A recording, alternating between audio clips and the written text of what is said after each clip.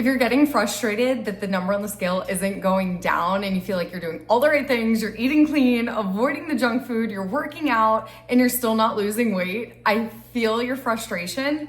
It can be so confusing. There's so much different information out there as far as what you should do, what's right, what's wrong, what diet you need to try.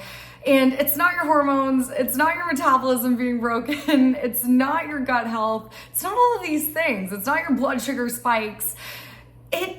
Usually, from my experience as a health and fitness coach and working with numerous women on their weight loss journey, I have found 3 common things that typically, if we fix and get right, they then are on track towards reaching their goals and start seeing the progress that they're looking for. So take a deep breath, let go of the frustration. I'm about to help you crack down on it. Hi guys, my name is Elise and I am a health and fitness coach here on a mission to help inspire you to lose weight, manifest the body of your dreams, and really just help you elevate into the highest, fittest, healthiest version of yourself. If this kind of content aligns with you, it would mean the world if you would go ahead and hit that subscribe button. I'm making videos every Wednesday and Friday to help you do just that. In today's video, I'm gonna go ahead and talk with you guys through 3 things that I have found working with clients that really kind of stall weight loss and make it a plateau, make it really kind of frustrating. We're spinning our wheels, we're tracking our food, we're working out, we're hitting our 10K step goal, we're eating healthy foods, and the number on the scale is not budging. Here are the things that I found that are usually the culprit. I hear this kind of frustration a lot when women start to work with me. They tell me all the time, like, Elise, I eat so healthy, I eat whole foods, I barely touch anything processed, and I'm still not losing weight. What gives? The first thing I always ask is, how much are you eating? Because even if it's nutritious, even if it's whole foods, even if it's all the things we should be eating, you could still be eating that in excess, and that will still be enough to make sure that you're not losing any weight. That number on the scale is not gonna go down unless we are eating in a calorie deficit. So the first thing I always like to make sure that we're doing is tracking our food, eating in a calorie deficit. Calories still matter. Even if you have like the healthiest diet on the planet, if you are still eating the same as you are burning in a day, your body's not gonna look any different.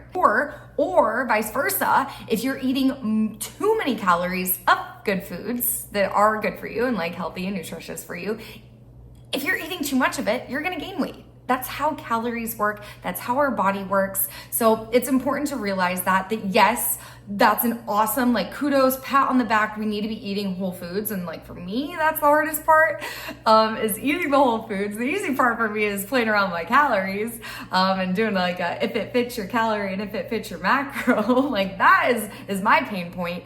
But healthy doesn't always mean low calorie. And so if we take a look and break down the amount of calories per gram in our macronutrients, so for instance, carbs have 4 calories per gram, protein has 4 calories per gram.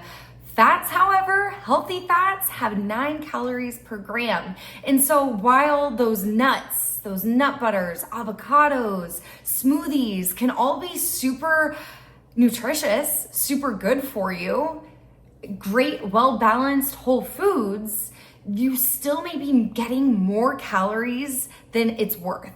So it's important that we make sure that we're keeping tracking your food, having an idea of how many calories are in the healthy whole foods that you're consuming, and making sure that we're in a calorie deficit. Because if at the end of the day, it doesn't matter how healthy you're eating, if you're still eating more food than what your body is burning in a day, you're gonna be at maintenance or even increase your overall body fat percentage, which is not ideal. So stop spinning your wheels with all these healthy, nutritious foods and meals and this meal plan and following this recipe guide and pack, and let's use that, take that, but shift it and make sure that it fits into a calorie deficit that's going to support you losing 1 pound to 2 pounds of body fat per week. When I first started my weight loss journey, for instance, and I had 50 pounds to lose, I was like the salad queen. I was like, salads are my thing. This is going to be what helps me lose weight.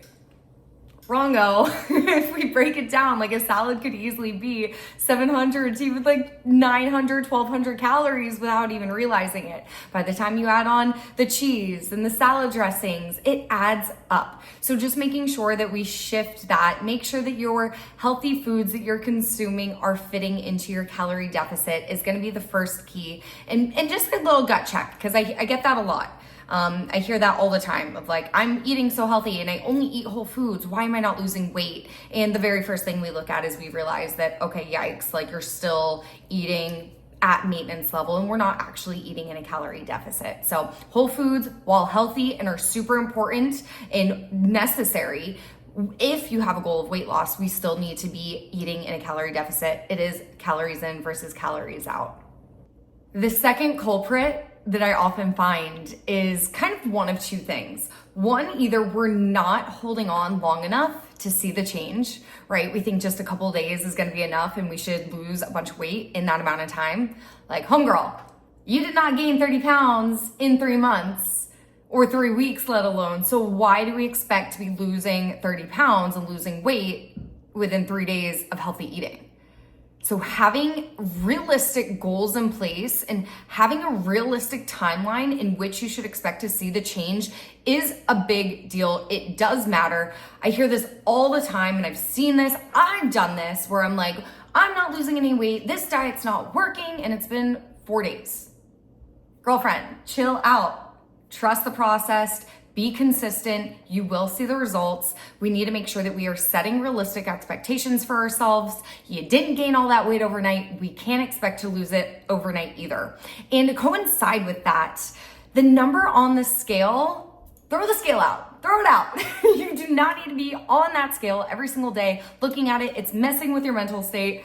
No, because if you are hitting your protein protocols, if we are in the gym, building up that strength, building up that muscle mass, the number on the scale might not be dropping down the way that you want it to because you're actually building up more lean muscle mass and your body fat's decreasing. Your body composition and the way you look could look completely different, and it might actually weigh more than the number on the scale of what you're looking for. Like, your dream body might weigh more than you think. And so it's important to not hyper obsess over a number and instead start thinking about, how are my clothes fitting? How am I feeling? Am I stronger? Am I feeling less winded walking up the stairs? All of those things are the wins, and we need more of a broad, wide range of what success and what results are looking like. The third thing to kind of gut check yourself on is the fact that inconsistency adds up. The few little bites of your kids' snacks, the big ol' lick of the peanut butter before you track the peanut butter that you're putting onto your toast. Those things add up without you realizing it. That could literally be enough. A couple handfuls here, there is enough to where you are tracking your food in a calorie deficit and you're hitting your protein and your calorie protocol, but it's enough to push you out of actually being in a deficit. We know this. We hear this. In our heads, we're like, it doesn't count. That little bite won't hurt. It hurts. It's hurting you. So stop doing it. If it goes in your mouth, it goes into MyFitnessPal and into your tracker. You have to be honest with how you're tracking your food. That inconsistency adds up. That cheat meal that you decided not to track on the weekend that was 1,500 calories adds up. So making sure that you are being honest with how you're tracking, and then on top of that, making sure that you're tracking your food accurately. So get your scale out, make sure that what you're actually putting is as accurate as possible. Yes, there are instances where, maybe you go to eat out once or twice a week, and then we have to kind of make our best guess. But if you can, and if you have a specific goal and a certain weight loss goal in mind, we need to make sure that we're accurately tracking that food. No ifs, ands, or buts about it. I saw a post the other day. She was like, girl,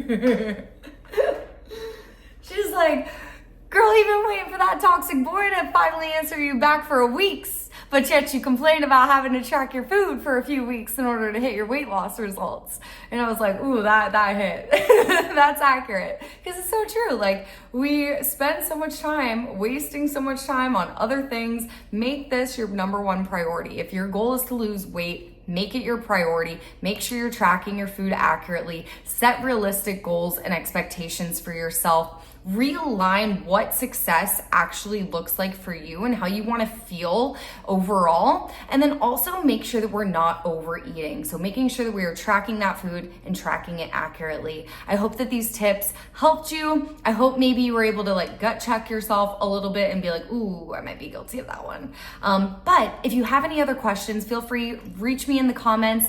Or if you are looking for more guidance on your health and fitness journey and you have a goal to lose some weight, I'd be more than happy to help you out with that. I am currently accepting new one-on-one clients. You can go ahead and click the link down below. If not, I do have a few other videos already up on my channel to help you on your health and fitness journey. I hope you go and check those out. I'll see you guys on Friday.